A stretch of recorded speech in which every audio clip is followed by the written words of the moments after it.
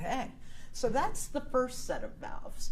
And I want to just now think about something that Steph said, which was the ventricles contract, the AV valves will close, and then blood will pass into these big vessels that leave the left and the right atrium, right? Blood will pass into the pulmonary trunk from the right ventricle and into the aorta from the left ventricle, right?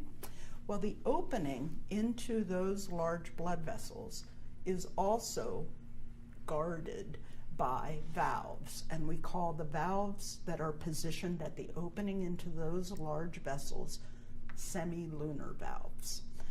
The semilunar valves are being depicted on this model. You can see that we have one at the entry into the pulmonary trunk, and we call it the pulmonary semilunar valve. Sometimes it's simply called the pulmonic valve. At the opening into the aorta, it's a little bit more difficult to see the semilunar valve, but you can see it tucked behind the mitral valve. You see it? That semilunar valve is called the aortic semilunar valve, or simply the aortic valve. Okay, they get their name as semilunar valves because the cusps of the valve actually have a half moon shape when the cusps are closed, right? Mm-hmm. Now, what happens is when these cusps are closed, they kind of fall into the center of the pulmonary trunk or fall into the center of the aorta, and that prevents blood from flowing backward from the blood vessel into the ventricle.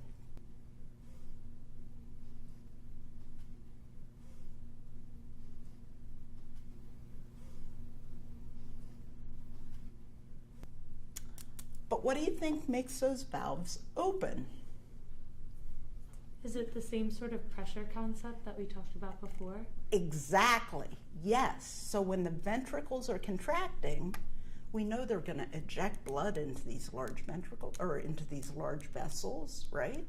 And so when the ventricles contract and pressure increases, at the point that ventricular pressure is higher than pressure in these big blood vessels, the semilunar valves open, right? And then, again, going back to our the idea of atria contract, ventricles contract, and then things relax. During that relaxation, at some point, ventricular pressure will fall below the pressure in these big blood vessels, and what will happen? They'll close. The semilunar valves will close, exactly, okay? Now, it's a little bit more complicated because if you think about it, what's happening is during this relax,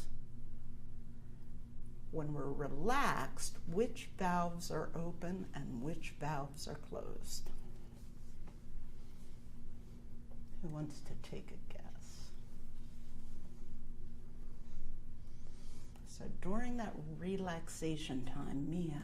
Do the semilunar valves close and the mitral and tricuspid open? Exactly. So they will be in that state during that period when everything in the heart wall is relaxed. The AV valves will be open and the semilunar valves will be closed. And during that time, blood is going to be coming back into the atria through these big blood vessels that we talked about, right? So blood will come back to the right atria through which vessels? The superior vena cava, the inferior vena cava, and the coronary sinus. Right, and so that blood's coming back into the right atrium because pressure's low in the right atrium. Pressure's also low in the right ventricle, and so the tricuspid valve is open, and the blood is just going to flow through the right atrium to the right ventricle, right? On the other side of the heart, things are equally relaxed, and blood is coming back to the left atrium through which vessels? The pulmonary veins. pulmonary veins, which are carrying that oxygenated blood back from the lungs, right? And the mitral valve is open because the pressure is low in all the chambers. And so blood is flowing, just flowing freely from the left atrium through the mitral valve, which is open, into the left ventricle, right? During that period when everything's relaxed, though, we do not want blood flowing backward through these vessels, right? So the semilunar valves are closed. Fabulous. Okay, so now the next thing that happens, everything was relaxed. Now we have this contraction of the atria. That causes pressure to be a little bit higher in the atria, but nothing really has changed in terms of valve status because of that, right? But then the atria relax and the ventricles contract. And so now tell me, when the ventricles contract, what's the first valve change you expect to see?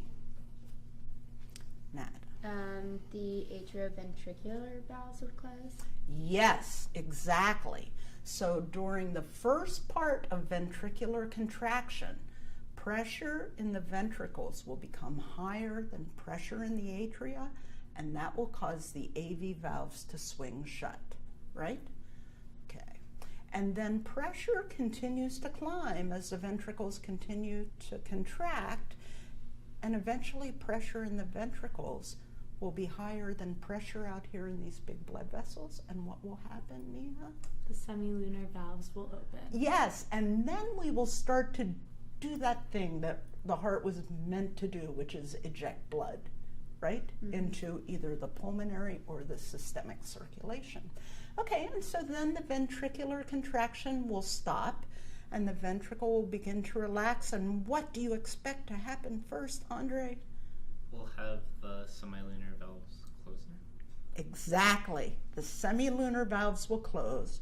The ventricles will continue to relax. And then what will happen?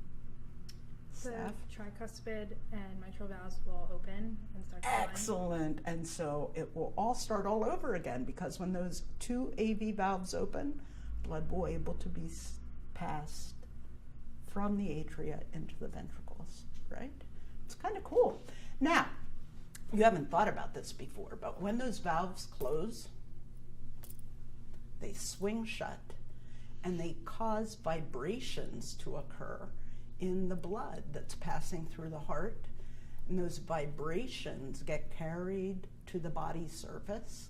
And you can actually, if you listen with a stethoscope, you can actually hear sounds caused by those vibrations. And we refer to those sounds as either sound 1 or sound 2. When the AV valves swing shut, it creates sound 1. When the semilunar valves shut, it creates sound 2. So have you wondered what's going on when you're sitting in your physician's office, or some primary care specialist is listening to your heart? You guys know because you've been practicing it, right? Yeah. They can actually listen to heart sounds at the body surface, and those heart sounds are simply indicating that valves have closed. This week in the SimLab, we're going to be practicing listening to heart sounds, so that'll be pretty cool. Any questions? Okay.